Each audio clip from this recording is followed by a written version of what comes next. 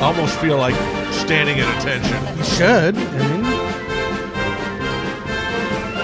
gotta love it. It still gives me goosebumps. And we're not going to discuss how many decades later that is. That came up on Tuesday. Tuesday or Wednesday? Tuesday. Marine Corps birthday was on Tuesday. Sorry, I'm thinking. Knucklehead. Yeah, I forgot. You guys don't celebrate your birthday. The only reason you know is I call and remind you. Hey, our birthday's on Flag Day. Phone on Do Not Disturb. Done. Don't worry about it. Alrighty, Okay, and we're getting. Hey, good morning, and thanks for starting your Saturday with us. Hoorah! Hoorah! Kilroy's Conversation is back for another Saturday. Last week we celebrated the Marine Corps birthday. This week we're going to celebrate Veterans Day. But before we get into that... Yes, before we go into that, we unfortunately do have some sad news to report today. Any attention at all I to did. the brief. We're going to do this after. Go ahead. Oh, so we're going to do Go it. ahead. Well, anyway, we've already started. So yeah, we've already started, and it is unfortunately a very sad day. Yes, and I'm reporting on this. We got word, some of y'all may have already been watching the news, that recently over just off the coast of Sharm el-Sheikh, Egypt, a UH-60 helicopter carrying 7 U.S. military personnel and 2 foreign nationals, 1 French, 1 Czechoslovakian service member, went down somewhere between Sharm el-Sheikh, Egypt, and the island of Tehran, killing all but 1 on board. They were able to rescue 1 U.S. service member. Official notification of the identity has not been known, waiting the notification of next of kin. It is kind of personal to me to report this because that was my former unit. I'm not sure if any of the... Which unit was that? 1st and 124th Cav. They're over there supporting multinational forces observers, which is a peacekeeping mission that's been in place since the 1970s between Egypt and Israel. And like I said, I'm not aware of whether any of the lives lost were anyone that I served with yet or not. Again, we are waiting still official notification of next of kin.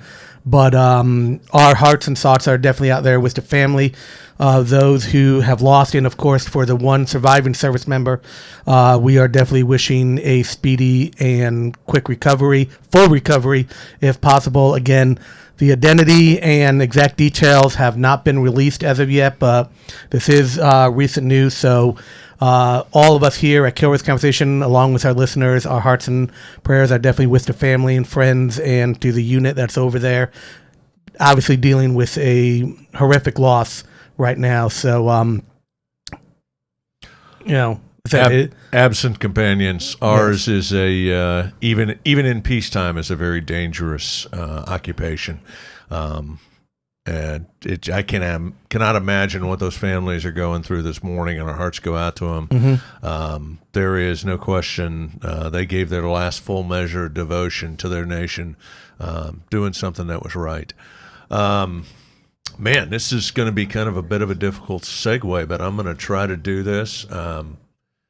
If our listeners might have noticed, or our watchers, what do we call the people that pay attention to our show? Watchers, listeners, they could do both. They could do either. Mentally disturbed in some cases. Probably, yes. Are small. Y'all need a name for, like, we've got the crew. Yeah.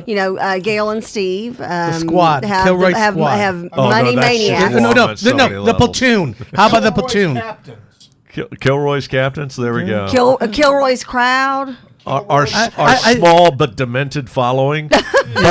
bonus points if you can name the movie that is a line from. Ooh, I am dating myself. I'm going getting a Wayback Machine. We're gonna have to get it. We're gonna have to get. Our listeners out there. There we go. Let's get our challenge. We need a group following name, and we have a challenge coin. It's a Texas Veteran Chamber of Commerce challenge coin. We don't have Kilroy's done yet. But in the next 6 months, they'll be coming. Yes. Put something in the box. What do we call our small but demented following? Yeah. And as we do that, it is my great honor and privilege Our watchers will have noticed that we have classed up the show a little bit. Absolutely. We have definitely dialed it up a notch or two from what we usually present out here. Absolutely, yes. It's looking a lot better. We have another Marine to add to the show. Thank you. Yeah, so who are you? Tell us about yourself. What'd you do in the Marine Corps? I am. All the standard questions. Okay. My name is Melinda Endfinger. Served a little over 9 years in the Marine Corps. I was an aviation electrician. Worked on helicopters for many, many years. Which helicopters? We've got two aviators on the same side. Look at that. 53s, 46s. I was at Tustin before they closed that down, way back in the. Whoa, 90s. no. There's no way, because they closed Tustin bound way back. You just got out, didn't you? Oh yeah. No, actually, I joined in 1990. Oh, wow. Well, 46, isn't that what you flew? 46s is what I flew, and I flew them out of Tustin for a while. Really, that's Yep. awesome. True story. I was in Hawaii by 90, though. Oh, okay. It was tough duty, but somebody had to do it. Yeah, my son was stationed in Hawaii for a while. Wait, Yeah. you've got a son in the Marine Corps? Yes, he served 4 years in the Marine Corps also. Aviator as well, aviation community. No, he was a grunt. All right. Hoorah. We like to grunt, ground pounders, knuckle dragglers. So my little brother is in 0311. He's currently chief of staff at Quantico. I don't know if he and Norma are dialing in this morning. His son, my nephew, my godson, is with 3-5 getting ready to deploy. So yeah, it's a family kind of deal. It is. It does run the family. It's pretty awesome. Very cool. Very cool. So you turned your avionics background, and what do you do currently? I went the natural, flow of things, and I went directly from aviation to real estate. Absolutely, it makes total sense. Yeah, completely. Yeah, I mean- yeah, that's a career path everybody has. Exactly. So tell us a little bit about. All right, so you're. But you have another business. You didn't let her finish. All right, I'll let. So what else do you do? I also have a remodeling and construction company. So we do general contracting and that sort of thing. Very cool. And one of the things that we were talking about off the air is all the projects you and I have worked on. Yep. And so we need to get that ramped back up again. We need to get replugged in. We got to get a hold of our boy Dennis Llewellyn and find out what's going on. But we have done and worked with, and it's really been very, very cool. And where your expertise. Notice how we're voluntolding her about stuff that she's going to be doing. Just like the Marine Corps. Yep. Just like the Marine Corps. Voluntold is definitely a term that we use quite a bit. Quite a bit. But one of the things that we have done is we have rehabilitated our homes of our veterans. We've gone in, cleaned them up, got it Yep, I've personally done them. Yep. 60 homes in 60 days. Yes, that's right. I forgot about the 60 home and 60 day challenge. That's awesome. That was very cool. Our buddy Dennis Llewellyn did that. And we want to, that kind of fell apart. One of the downsides of veteran service organizations is sometimes egos get involved, and it is very disappointing. It is one of the big speed bumps, if you will, in the veteran Can't imagine service egos getting involved with it and you get a bunch of veterans together. Never happened. Well, Never heard of it. the funny thing is the one thing that I like I like about working with veterans is they get the concept of mission first. Yes. They really do. That, no question about it. Okay, so as we're kind of coming to the end of what I call veteran season, which is traditionally November 11th to September 11th to November 11th. I was saying it backwards. We push veteran season all the way out. Well, we pretty much do it year round. Yeah. But we push it out, and this year it'll be the 19th of December, and we're going to talk about this at the end of the show, Reads Across America. But one of the things that we try to do is we try to get more and more veterans involved. Our sponsor is the Texas Veteran Chamber, which is obviously geared to, just quick plug for the Texas Veteran Chamber, is obviously geared to growing veteran business. And we're going to have a whole show and talk about how that's going to happen. But what I found that's really exciting, really enjoyable, is that when you get different veteran groups together, for the most part, 90% of them, it's all about how do we accomplish that mission. So kind of having said that, I want to give you a little bit of a different question. We're going to put you on the spot today. Right. Before we talk about Veterans Day. since you've talk about your transition, because obviously now, And that's big for a lot of our veterans, Yeah. especially listening right now, transitioning out of the military. so talk about your transition and talk about what your motivation was to come on to the show this morning, other than just Kathy harassing you. She's Well- bad about harassing people. Oh my It Lord! was JP. Yeah, Excuse you? Golly. Oh, well, I'm sorry, Yeah. JP. Were you harassing Yeah. too? Wow. I was Yeah. going to say that, yeah. JP, once again, never getting the credit that we deserve, Absolutely. Patriot. Hello. Yeah. Yeah, what's that? What's up with that? Yeah, Okay, We'll see so if your technology works today. Yep. So, yeah, hey, no JP, kidding. I recognize what you did, all right? So you can cut his mic off anytime, not mine. yeah, that'd be great for the audience. The show's going to go straight to Hades. So back to the actual question. Talk a little bit about your motivation for being on the show today. Talk about your transition from the Marine Corps to the I guess you'd say the real world. Sure. We'll go with that. Yeah. Well, actually, I think that my transition is probably a lot like most veterans' transitions, in that you think that it's going to be, easy and smooth, and you go through a very comprehensive 1 week course on how to, how to civilian. Comprehensive? That's awfully kind. How to civilian after you've marined. It's a little bit difficult, but you think it's going to be normal. You're going to be able to. It's going to be the smooth thing, and you're just going to go in and work in the real world, and everything's going to be great, and life's going to be peaches. Unfortunately, most of the time what happens is you find that you're different. You're different than your civilian counterparts. No matter how much you try to, fit in, and how much you think you fit in, because we're normal people until you put us in a group setting. We like to with think a we're normal civilian. until. And then It's all relative to your peer group. Oh yeah, well, yes and no. I think I found that in almost all cases, you do find yourself being a little bit different. One of the things is like the timing thing. The 15 minutes early is on time is late, and late is unacceptable. Yep. And sometimes that can come back to haunt you in certain oh, you're too military, you're too hardcore, you're too this, you're too that. Yep. But I do think that that there's a lot that veterans bring to the workforce, and I think sometimes it causes people to step up their game. I think sometimes that might be a little bit why there's a little bit of friction, because it does create that, but there's always a positive side for that. Agreed. And for me, going from being in aviation to real estate, it was actually because of where I was stationed. There really wasn't anything in that field as a civilian. And then when I got into real estate, I started realizing how little representation there are for veterans.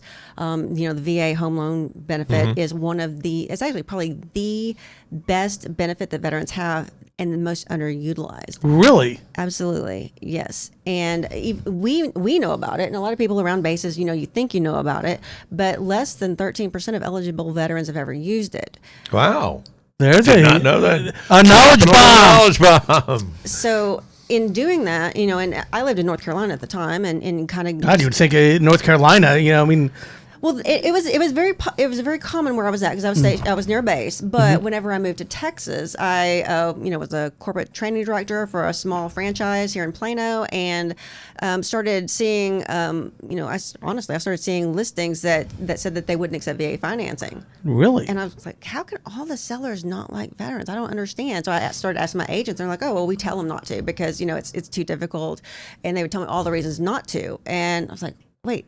Well, that's weird. So to discover so much misinformation, so many things that people have heard from someone. Not We that may they've need to even have you experienced back on the themselves. show to Do a just whole- do a yeah. whole thing on just veteran loans, and that's quite interesting. So really, that's kind of where I started focusing on just really educating not only veterans on how to get the most from their benefits, but also educating agents and loan officers on how to actually utilize that, because it does actually change the transaction a little bit, because the agents have to understand the process, and that is, I feel like, where the missing link is. I was just about to ask you, is that where is it the lack of knowledge from veterans, or is it the lack of knowledge from the agents, or a hybrid of both? I think it's a little bit of both, but see here, the thing is like with everything else, like GI Bill, it's the VA and it's the veteran and the school, and everybody kind of knows their role. But with home loans or Right. buying a home, there's the VA, there's the veteran,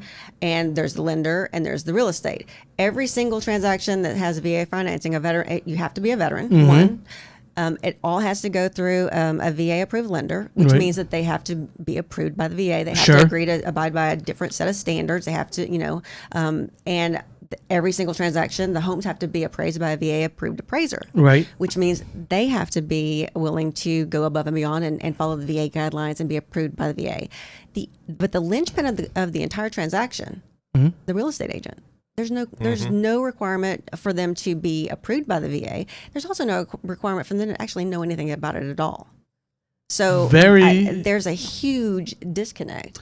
And that's it. And it's amazing because, you hit very much on the point where, I got kids going to college right now, and the VA, schools got the VA GI Bill down packed. When they see that big old smile ear to ear, they know that's guaranteed money coming in. They ain't worried about a single thing. Right. But that's a very, very interesting point. And, we will have to have you on one day. Maybe we'll do like a benefits show. Yeah, that's a really down the good road. idea. That's a great segment. And, it wouldn't hurt for you to plug your business on there as well for our veteran listenership. So tell her, how do we get a hold of you? Yes. You can reach me on Facebook, Melinda Endfinger. I'm on Instagram, or I can give out my phone number. I don't know if that's, It's your business. All right. It's 214-277-3269. That's my direct line. Or you can call our office at 214-473-4544. Awesome. Okay. Awesome. And make sure you ask for the Marine vet, because she knows what's going on. I like it. Veterans, especially if you're coming here to the DFW area, we got your real estate agent right here for you. Yeah, and there we interior go. designer. No, general contractor. General contractor, I'm sorry. Remodeling. Yep. So we've got it all right here for you. So Very outstanding, cool. Yeah. one-stop shopping. I love it. I'll tell you, well, you got to love it. You got to love it when you're moving into a new place. And I'll throw this out there. Home ownership is one of the foundations of creating real wealth, yes. Which is what I do in my day job. We won't go into that. All right. But it is Veterans Week. Yes. It's Veterans Day. We're celebrating Veterans Day. Veterans Day is on November 11th, and my partner in crime is going to talk about the significance of that. And we're going to talk about a few things semi-related. We'll talk about the difference between Veterans Day and Memorial Day. And despite that, we're still going to read the Flanders Field poem. All righty. Well, first, JP, if you can you put up the slide on veteran holidays? So it's important for people to understand. I think he's asleep over there. No. He's just letting everyone know that, the veteran Day. holiday, the one that has all three major holidays. Now, Oh, you put one up there I don't know about. Okay. It Don't better worry. be the Marine Corps birthday, right? well, the Marine Corps, of course, we had our Marine Corps birthday holidays last week. Yeah, we that should was have had the you on veteran. last There we week. go. Yeah. There we go. All right. It is important for everyone to know there's arguably three main holidays that all veterans honor, recognize, and observe that. But there is a difference between each one, and it's important for everyone to know. First of all, Veterans Day. It recognizes and symbolizes all veterans, any time period, past, present, living, past, and it just incorporates us all. And you can say future. Future, yeah. Yeah, we got some coming up. We got some coming up, all right. Took care of them. Memorial Day, while I know it is customary that a lot of people say thank you, Memorial Day has nothing to do for me, has nothing to do for you. It has to do with those who we have lost and those who died and made the ultimate sacrifice for our great nation. That is the significance of Memorial Day. It's not for us to go on shopping sprees or buy new cars and get whatever. It's for us to remember those who are no longer with us. And you have to remember that my partner in crime is an anti-capitalist. I am And definitely. one of the things that I've always said, there's nothing wrong with the barbecues on Memorial No. Day and in the Indy 500 if that's ever going to go on again in this crazy 2020 world of ours. But take time. Yeah. And for each of those, remember our veterans, particularly remember our fallen. And the families. And the families. Yep. And we'll talk about Gold Star families in another show. And then, of course, we have the final one. The Armed lesser Forces Day. Armed Forces Day is to honor those that are still currently serving. Yep. And it honors everyone, but little trivia, I'm going to drop some All knowledge right, on drop. you. The difference between the first two and the third one. First two are national holidays, paid holidays. The third one is not. Well, that is true. Ah. But I was actually going for the dates. Oh, okay. Excuse me. All right. The difference between Veterans Day and the other two. Well, Veterans Day is a set date. The other Yep. two are a floating. Would that be the right term? A floating date? They're always the Well, same day. Same day, but the So the last Monday in May. May. So I almost said March. May. and the third Memorial Day. Saturday in Very good. May. But when I say floating, I mean Veterans Day is always November 11th, no matter what Now, day of the week. Do you know the other significance of the Armed Forces Day? I do not. That Friday of Armed Forces, and I call it Armed Forces Weekend, All right. because in my magnanimous power, we're expanding this. All right. But that is the traditional date for the Arley Army Golf Tournament as we kick off Armed Forces Day weekend. Well, that's a new known fact. That is a new known fact. All right. So But I you get were an there. alibi on yeah, that you one. get an alibi on that one. We All have to right. give you an alibi on all of them. So one of them Well, is you didn't a know mine specific about date. official holiday. Huh? I got you on the official holiday. That was actually an official holiday, but because they do Armed Forces Day on a Saturday, everybody's off anyway. Not service members. That's true. Our We're deployed 24/7. servicemen. Oh, yeah, no kidding. Yep. We've been there, done that. Yeah, many, many times. Stood many a duty. So there's only one of them that's a specific date, and my partner in crime is going to walk you through the significance of that significant day. All right. As Veterans Day, as we alluded to earlier, is November 11th. It was founded on that day because on the 11th day of the 11th month of the 11th hour, World War I, otherwise known as the Great War, or The war the to war end to end all all wars. Obviously, we know that while it was a great idea at the time, did not happen. Anyway. But the war treaty over Versailles was signed, and No. Wrong. it was signed The Treaty of Versailles wasn't signed until the next year. next year. But The 11th The hour, hour- the of the war 11th came- day they of came the to 11th month, agreements. that was the ceasefire. that was a I ceasefire. only learned that yesterday, Yeah. but I'm still giving him a little hard time details, about it. but they went and World War I came to an end. And what did we call it initially? Initially, we called it Armistice Day. Yep, it's Armistice Day. Again, the war that was supposed to end all wars, but did not. With that, there was a lot of significance, and that stayed as Armistice Day up until 1954, when then President Harry S. Truman recognized it as Veterans Day in order to honor both World War II and Korea War. The significance of the ending of both those wars as well, to recognize all veterans of those conflicts. So it was changed. It used to be Armistice Day, but then became, Became Veterans Day. Veterans Day. But Mainly to wrap the country's arms around all of our veterans, not just the World War I Right. veterans. But there are a few other things that came from there. On that same day, years later, in 1921, is it too early to drop my knowledge bomb? Go for Let's it. All do right. it. I'm already Yeah. out there. We're into that section. We're of the into that show. section. All right, I like it. Gotta double check. So on that same day, the first Tomb of the Unknowns Ah, yes. was laid that day. JP, and would you throw JP's up? Oh, there we go. He's throwing it up He's gonna there. throw- Ian, you in a minute moment. now. I mean, he'll put it up there. Was the very first Crypt of the Unknowns was put there, and it was significant. I had arguably one of the greatest honors of my life is when I went to Arlington National Cemetery 2 years ago with my family. We met some of the tomb guards over there. My roommate in college was a tomb guard. He was badge number, if I remember correctly, 272, I believe it was. Somewhere So around that'll there. be a trivia question on a future show. You know, anyways, we went there, and I had just recently retired. The one of the tomb guys came up to me, saw my hat. You know, we just started talking, and he said, "Hey, would you and your family like a tour underneath the?" Oh, how cool. I got to go underneath the tomb in the special room where they do all the preparation for the tomb guards. Wow. In there, here it is. You go underneath this area where you see that, and of course, the inscription, "Here rests in honored glory an American soldier unbeknownst to God."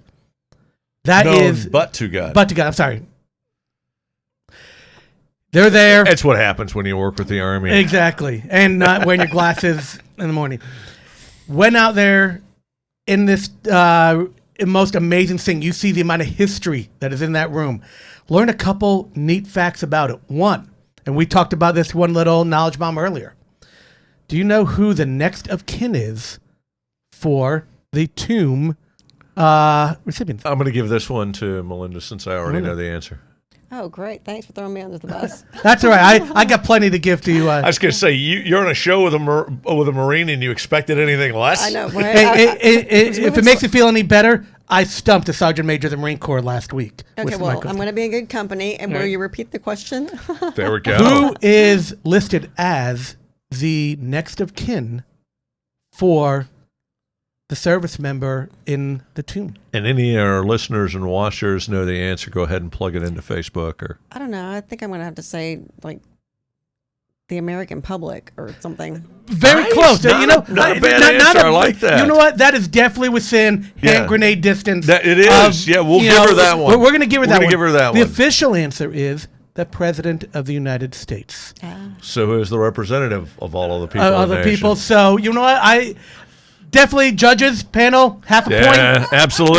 Yeah, Where's the applause meter? There's JP over there being Mr. Negative. Negative. All right. I got to give credit. But we're going to go in there.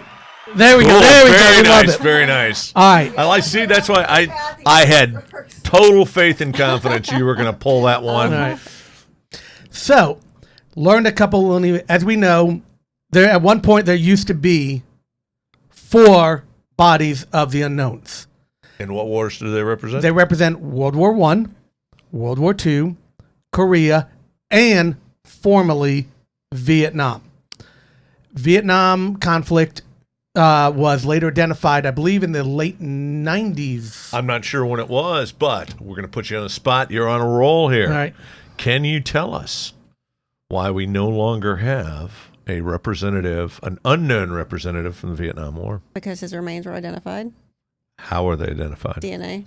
I'm liking it. Yeah. We got one sharp Marine on the show. We do. Yeah, we're not bringing her back. She's making us look bad. Right. So, through DNA, they were able to identify that service member, and his remains were later transferred to Salem, Oregon, I believe is where he was from. Oh, might be. Air Force captain, unfortunately, I apologize, I do not have his name. But the really neat and significance of that is why I bring it up is the day that I was there, the sentinels of the old guard who marched 24/7, 365, rain, sleet, snow, or shine, they received their brand new SIG sidearms that they carry with them. When they were cutting away at the marble to untomb, would that be the correct? Close enough. We'll go with for it. the purposes of today's show. Yeah. It's a hand grenade type area of success. Right. So I don't know the exact verbiage to use. Yeah. They were using a special saw to cut away at the marble, and it had a vacuum in there that collected all of the dust from the marble. And when they did, all the dust was collected. That dust was then, when SIG made these special, they only made 3 sidearms for the tomb guards. All the dust was etched into every one of those firearms. Very nice. From that, so they carry that with them. These firearms, they're named the Olympia, which is the boat, the USS Olympia, that carried the very first body of the unknowns from France back to the United States over there, and it was identified. And the wood from the deck is on the handles of each and every one of those firearms. Oh, very cool. The second one is named after the staff sergeant who identified or chose those 3 caskets laid out of the bodies. And this was the only service member that served in all of the major conflicts of World War I was the U.S. service members. So if he were to be able to identify one of them, he walked around, and here's where the significance.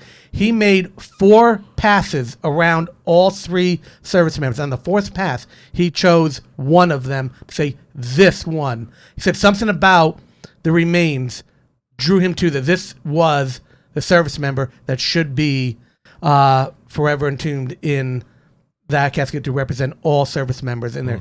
Really, really interesting story. Wow. But the more significance, every movement they do as a Tomb Sentinel is based around 3, 7, and 21.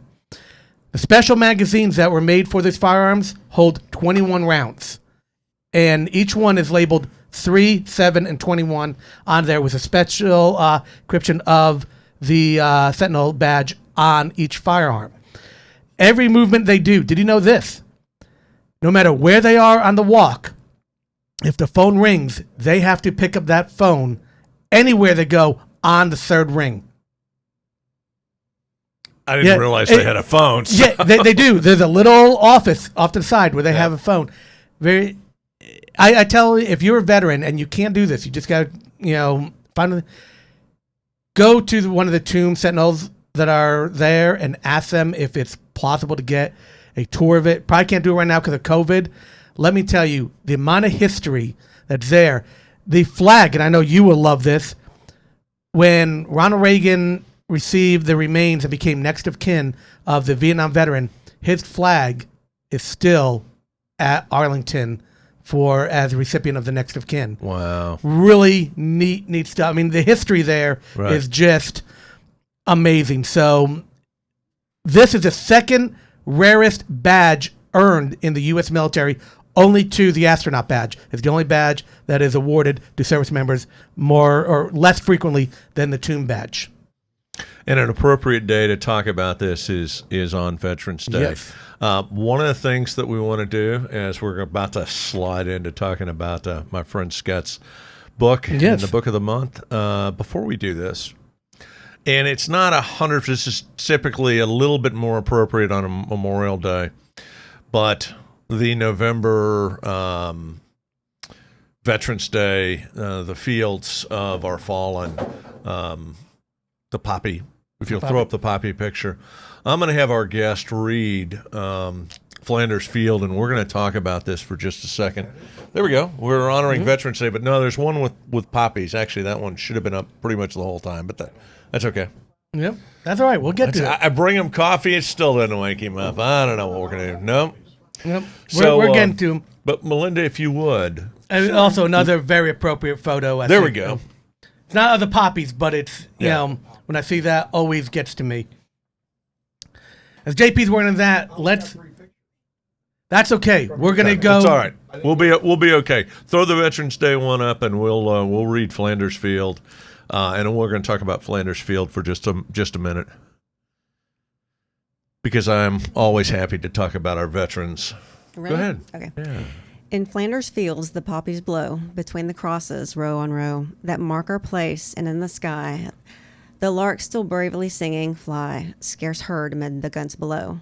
We are the dead. Short days ago, we lived, felt dawn and sunset glow, loved and were loved, and now we lie in Flanders Fields. Take up our quarrel with the foe. To you from failing hands we throw. The torch be yours to hold it high. If you break faith with us who die, we shall not sleep though poppies grow in Flanders Fields. Okay, so the story, this was written by a lieutenant colonel in the Canadian Army. He was visiting one of the fields of the fallen, and thus the crosses. In the late 19 teens, I guess. There we Yeah, go. there you go. There's the poppies. So poppies are basically a weed that grows wild, but they had grown up in one of the cemeteries that he was walking through. And I don't know what they called it, pre-1920, but basically the poem went viral. It touched a lot of people. I asked you to read it because I realized it chokes me up to think about those that we've lost, those that have been taken. Go.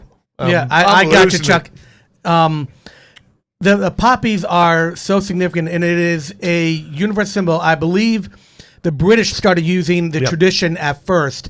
In fact, I believe the Queen at the time, who I obviously don't know British history, was one of the first to mark it as the official Memorial Day remembrance token. Well, for and veterans. that was all spun off of Flanders Field.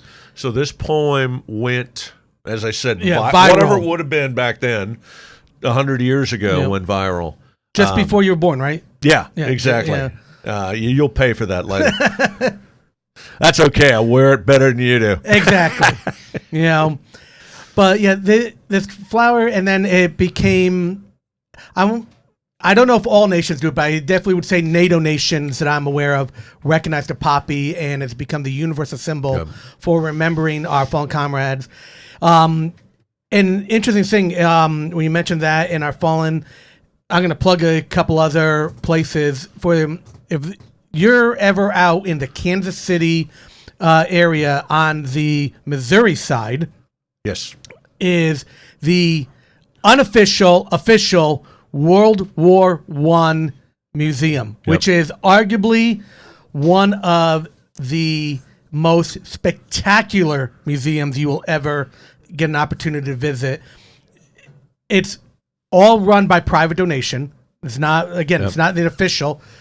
Unbelievable. But when you walk from the outside to the inside, they have a poppy flower for every Allied service member that lost their lives over there. Wow. And it is the most amazing thing. It's a clear, which for someone like me, unfortunately, I have a little bit of vertigo. When I walk across there, it's a glass top. And you're only a few feet off the ground, but it is the powerful image of walking across that and seeing all these poppies. Absolutely amazing, spectacular.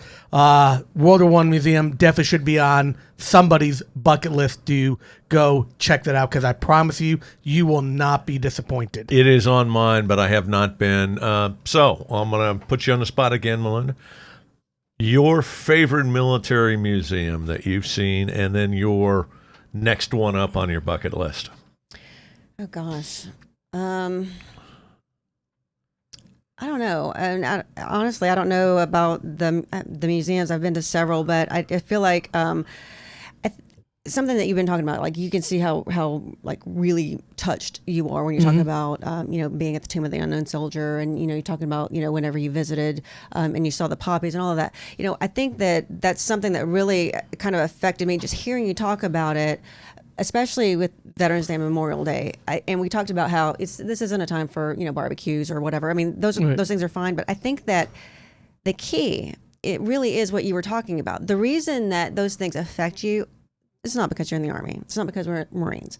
It's because it's history and they're people. And I think that if every one of our listeners, our viewers, everyone in the American public would go and visit, and you don't have to go to visit one of these, big museums. You really don't. Go to your local Veterans Memorial in your local city. Yeah, almost every community has some type of plaque or trophy. You're spot on. Walk through it and just look at the names and realize those are people who had lives, who had families, who had friends, who had things that they did every single day, just like you.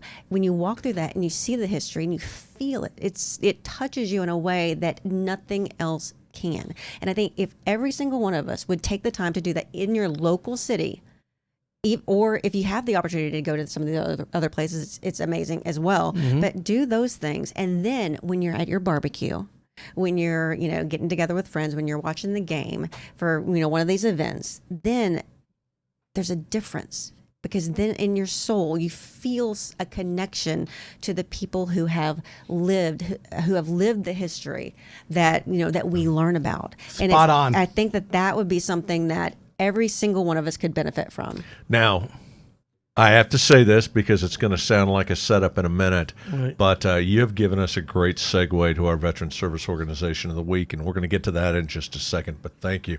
I could not agree with you more. There are all around, we're here in DFW, but within 6 hours of us, there's the World War I Museum in Kansas City. There is the museum. 6 hours. How are you driving? It's not 6 hours? If you're making it 6 hours, I'm driving with you. That's maybe on your helicopter, on your frog. Is it that far? It's probably a little more than that. I'm just going to say that. But hey, if you can make it 6 hours, I'm driving with you next time. I'm not. Yeah, so there we go. So it's close. Just south of us in Fredericksburg is the Museum of the... Which I've never been to, but I heard that is oh, my gosh. unreal. Absolutely, it's got to be near the top of your bucket list. It is outstanding. Okay. Really enjoyed that. Where this picture is taken, There we go.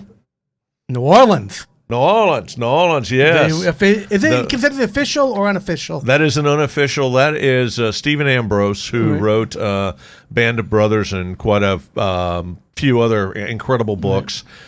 He was one of the biggest benefactors of that particular museum, but it's the Museum of World War II, or the World War II Museum, I think they call it. Right. I wasn't sure whether that was considered official or In unofficial. Houston, Right. this is one. They have the Museum of the Buffalo Soldiers, and we're going to have somebody from the Buffalo Soldiers zooming in the near future and talking about that. That's an incredible story about how the West was, especially in these times, and we're not very politically correct on the show, but the one nice thing about being a veteran is that our society could learn from what the veterans have done, because we are truly a very diverse part of the nation. So absolutely incredible. In Fort Worth, there is the what is it called? It's at Meacham Field. They've got one aviation museum, and we have two of them right down 35, Frontiers of Flight and the Kavanaugh Flight Museum. Actually, I got one for you on Mitchell Field you may or may not know. And I'm not. Oh, let's ready. I'm going to already start off with a caveat because it may have moved because it's kind of a famous thing.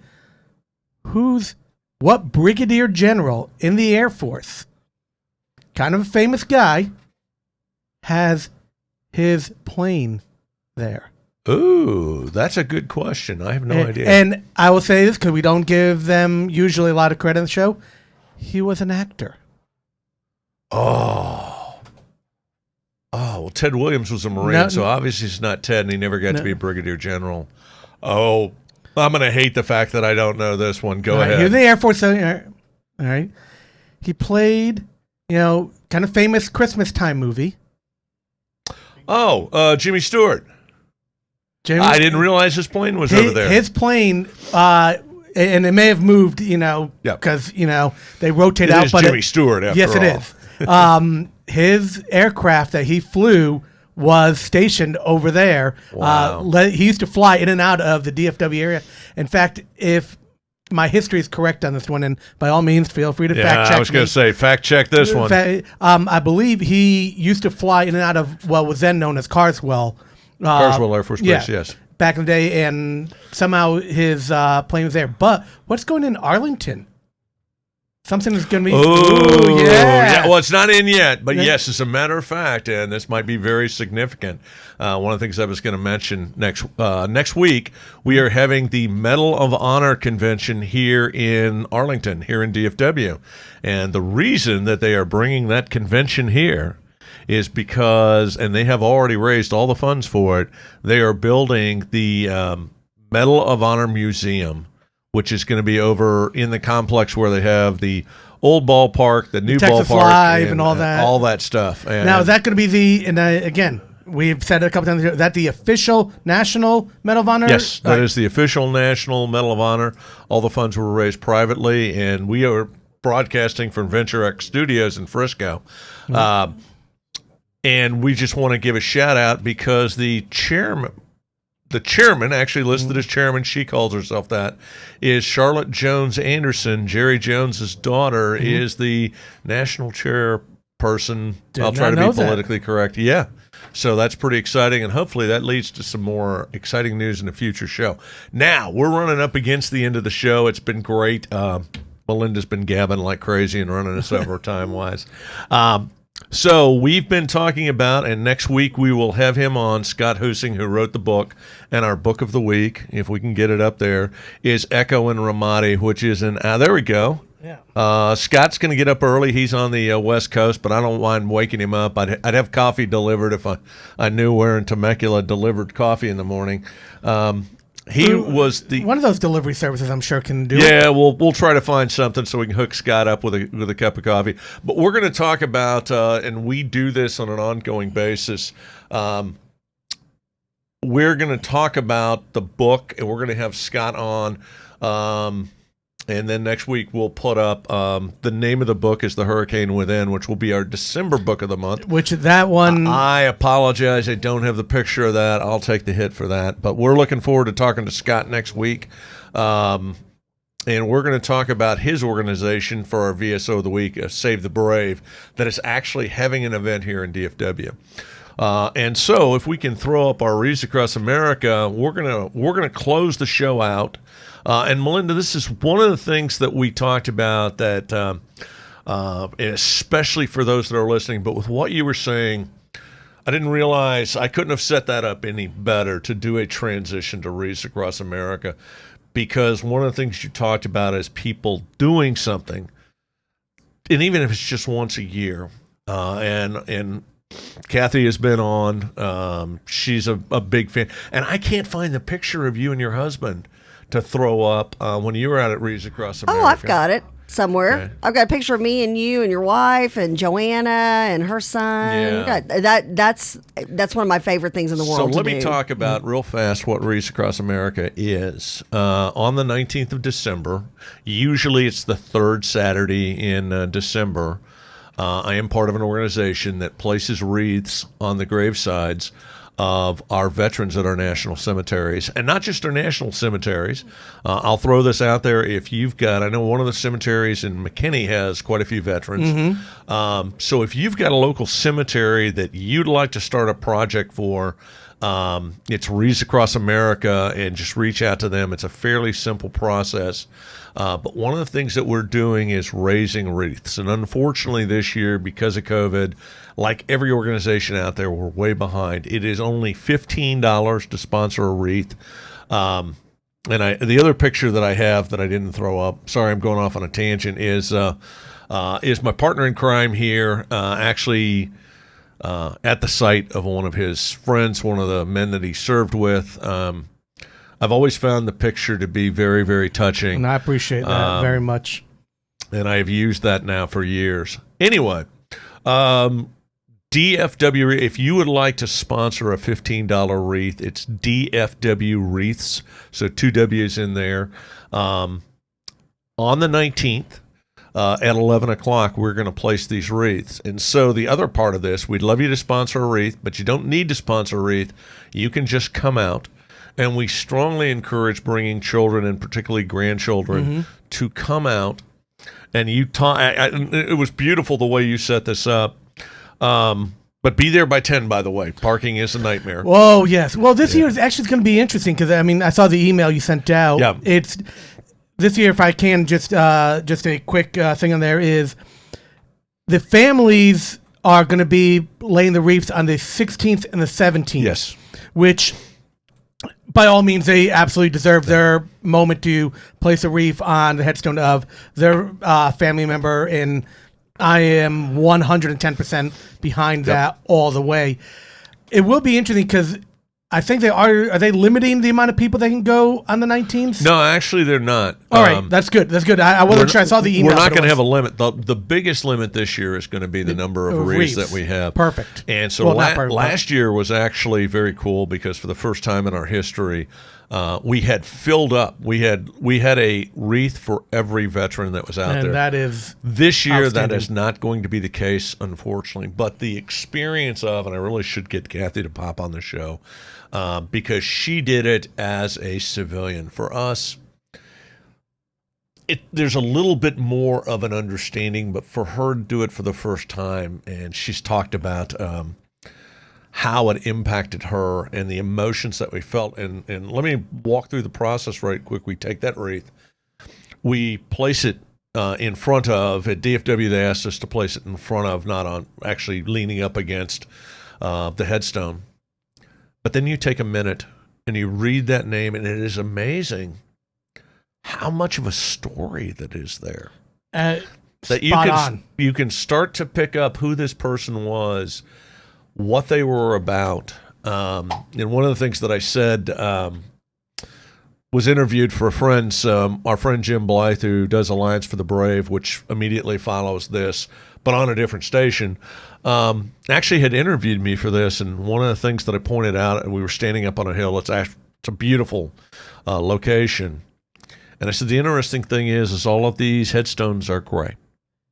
And they are chiseled in there's, it's lined in black, but they're all the same other than the, totally lost it. What do you call it? Each person's individual religion, if they care to put it on there. And there's all these different symbols, and I've been trying to learn all of them. And, the Christians and the Jewish ones, but then there are the crescents of the Muslims that have served our country. And there's a few new ones that I've learned since I've been out there. It's impressive. They're all the same. And the reason I say that, in an age where we have made, it's almost like, I don't understand this, as we've gone from integration in the 60s to now we're going to segregate again. We've made color so important. One of the things that I loved about being a member of our armed forces, and I grew up an Air Force brat too, so I was conditioned to a culture. Color wasn't an issue. It's just really, so it's hard for me, I guess, to understand because of my background. And don't get me wrong, I understand some of the problems that were there, and I get that. But it was one of the things that we were talking about is we are all veterans. Basically, it's green or it's blue, and they're next to each other on the color spectrum, so they're kind of the same. That's the color that we cared about. Absolutely. We strongly encourage people to come out. We're going to introduce Melinda to this year on December 19th.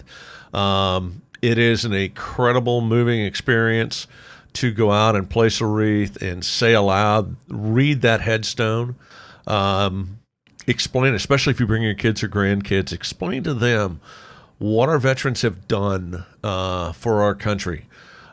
We are here because of them.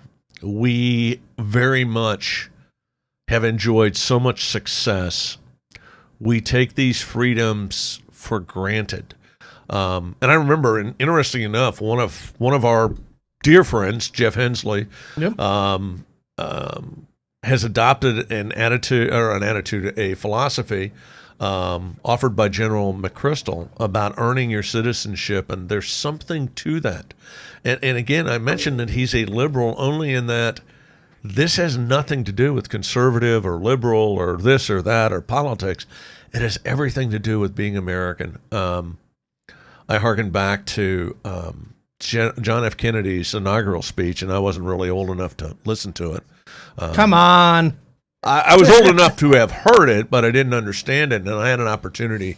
I was a finalist for the Citizen Soldier Award for the American College 4 or 5 years back, and we actually read that speech. And I got to do the end of it, but this is the famous speech where it says, ask not what you can do for your country.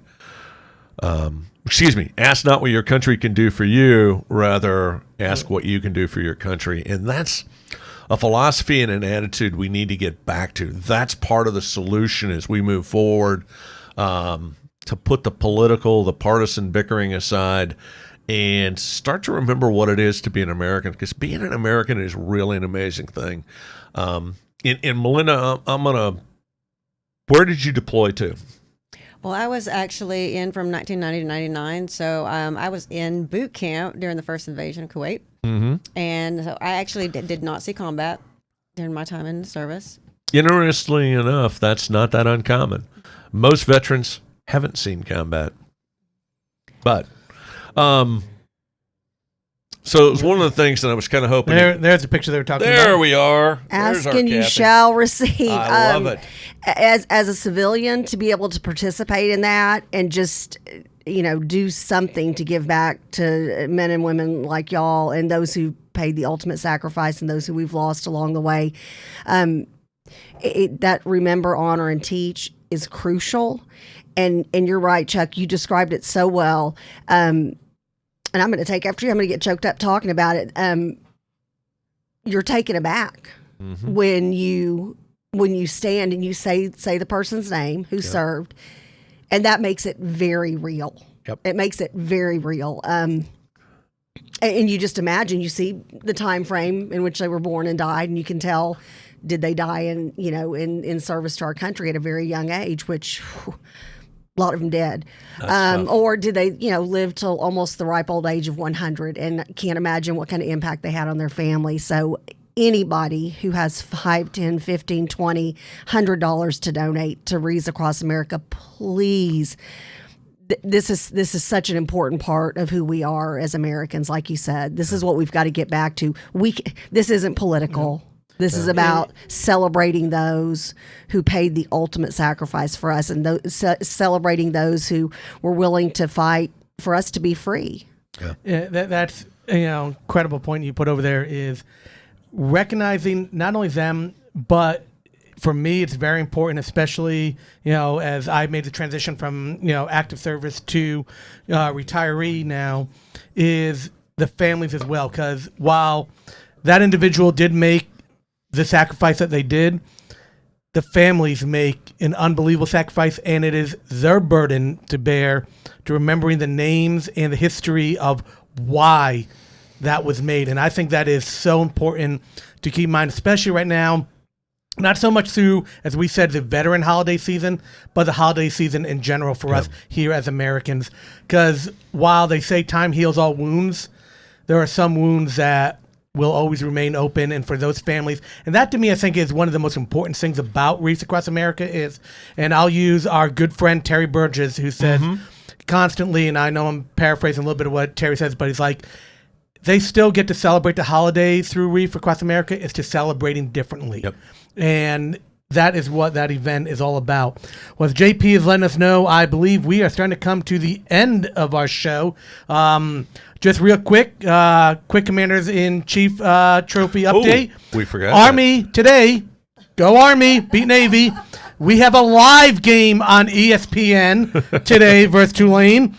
Unfortunately, due to COVID, some of the other games did not get played. So, hey, we get to benefit from it. So, go Army. The only one of the three teams playing today. Yeah, Air Force and Navy are both off today. Couple quick reminders. If you'd like to sponsor Wreath, it's dfwwreath.com, 2 W's.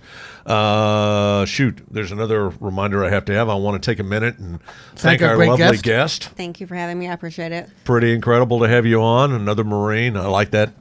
Slowly, we're going to outnumber them and take over. It is a plot. What's that? I thought your motto was the few and the proud. You guys want to be part of the few. That doesn't mean we can't take the few and overrun your position. And I guess, And face it, she classes up the show, man. Yeah. There's no argument there. But thank you all for tuning in and watching the show. We had a lot of fun. Love dropping these knowledge bombs. But before we go, just got one quick question, because we always ask little stuff like this. Uh-oh. Favorite military movie, comedy, series. It's all bright open. So, do you have one? Oh gosh, favorite? There's so many of them. Actually, there's one that I just watched not long ago, and I don't. Something Ridge. Heartbreak Ridge. No, the one where the guy is the Hacksaw Ridge. Hacksaw Ridge. Yeah, we talked about that. That's on one of our lists, I believe. Might be on your list. Yeah, or at least honorable mention. I think we used it as an honorable mention.